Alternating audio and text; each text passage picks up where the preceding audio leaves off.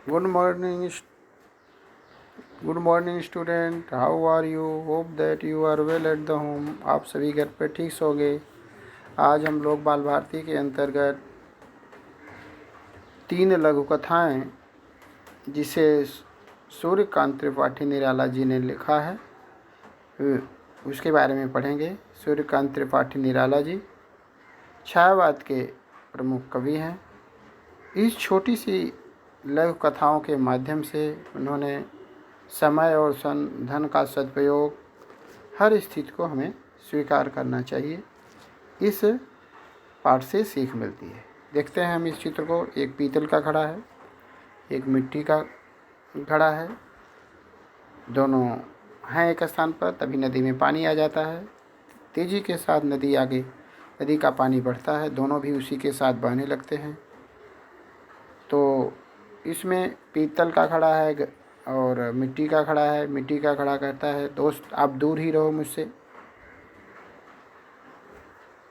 लेकिन पीतल के घड़े ने कहा, हम क्यों दूर रहे, हम दोनों दोस्त हैं, एक साथ चल सकते हैं। लेकिन मिट्टी के घड़े ने कहा कि मैं मिट्टी का हूँ, आप पीतल का हैं, इस बहाव के कारण आप मुझसे टकरा सकते हैं और मुझे नुकसान हो सकता है, इसलिए आप दोस्त होने के बाद भी थोड़ा दूर रहें। तो इस पाठ से हमें यह सीख मिलती है कि जिससे तुम्हारा नुकसान हो रहा है उससे अलग ही रहना अच्छा है, चाहे वह तुम्हारे दोस्त के समान ही क्यों न हो। बच्चों देखें, ये कहानी कंजूस और सोना। एक आदमी था, देखो कंजूस और सोना का एक आदमी था जिसके पास काफ़ी ज़मीन थी, मगर दुनिया के किसी भी दूसरी चीज़ से वह सोने की उसे अधिक चाह थी।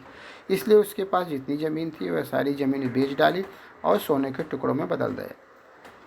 सोने के इस टुकड़ों को गलाकर उसने बड़ा गोला बनाया और उसे बड़ी हिफाजत से ज़मीन में गाड़ दिया।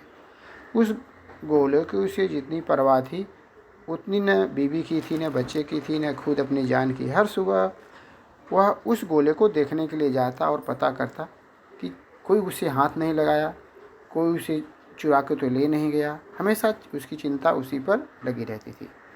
कंजूस की इस आदत पर एक आदमी की निगाह पड़ गई। जिस समय वह सोना गड़ा था, धीरे धीरे वह उस जगह से ढूंढ निकाली। आखिर में उस एक रात उसने गड़ा हुआ सोना निकाल लिया। दूसरे दिन जब कंजूस उसके पास गया देखने के लिए तो वह सोना उसे नहीं मिला। उसका दिल बैठ गया। उसने एक पड़ोसी से पूछा, इतना मन क्यों मारे हुए हो? असल में तुम्हारे पास कोई पूंजी थी ही नहीं, फिर कैसे वह तुम्हारे साथ चली गई? तुम्हें सिर्फ एक भ्रम था कि तुम्हारे पास पूंजी थी। तुम अब भी यही सोच सकते हो कि वह पूंजी तुम्हारे पास है।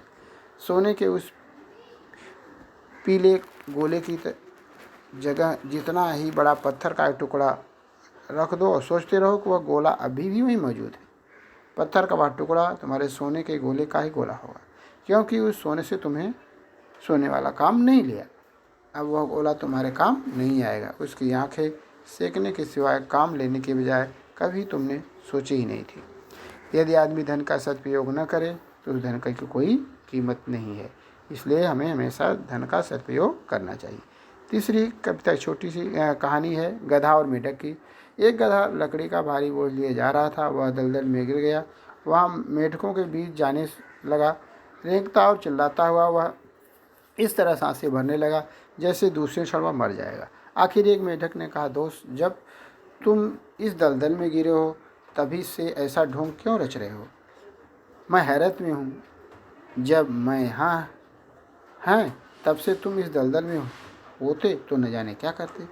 हर बात को जहाँ तक हो संभालना चाहिए।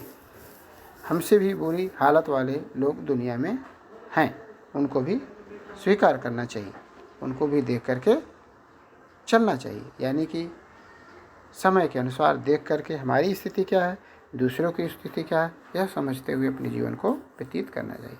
तो बच्चों, इस तीनों कहानी को ध्यान से पढ़ लो और इसके स्वाध्याय को लिख करके व्हाट्सएप पर भेज दो। Thank you very much.